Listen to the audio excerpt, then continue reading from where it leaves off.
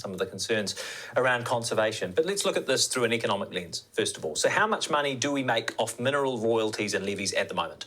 So at the moment, the overarching contribution to GDP is about $2 billion, and about 230 million comes from oil and gas, and about 30 million, in rough figures, are the royalties associated with what I might call hard minerals. So $30 million in hard minerals, that's from coal, gold, and whatever else is pulled out of the ground, as opposed to oil and gas. Yeah. $30 million. So if we are exporting about $1 billion worth of mineral exports, which are your numbers, and we're making about $30 million in royalties, you want to double that. How is $60 million a year going to be a vehicle for transformation? Yeah, but I'd say to you... It's like 1/10,000th of New Zealand's GDP. Yeah, but what about the GST? What about the PAYE? What about the corporate taxes that will flow? How much do we make from corporate taxes and GST and all of that from the extraction industry, not including oil and gas? Let's just talk about let's look at $1 billion. The $1 billion, the GST, you already know what that figure is. Where's that $1 billion from?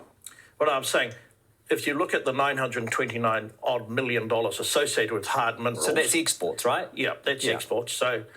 But that's not profits, that's exports. No, that's export. But you know as well as I do that GST is a levy on any economic activity. Right, okay. And PAYE could be 20 or 30%. Could be. Corporate tax, well, corporate tax will depend on the structure.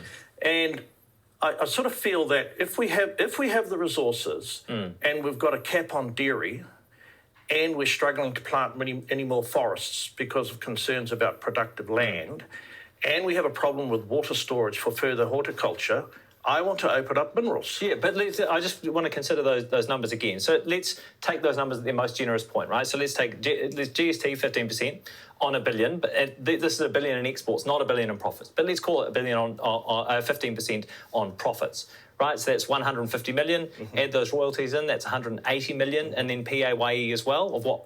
28%, 30%, let's be really generous. Yeah, so you're still looking at under $500 million in profit for the New Zealand government. You want to double that, it's going to bring in only $1 billion a year. Less than 1/400th of New Zealand's GDP, and that's your vehicle for transformation. But Jack,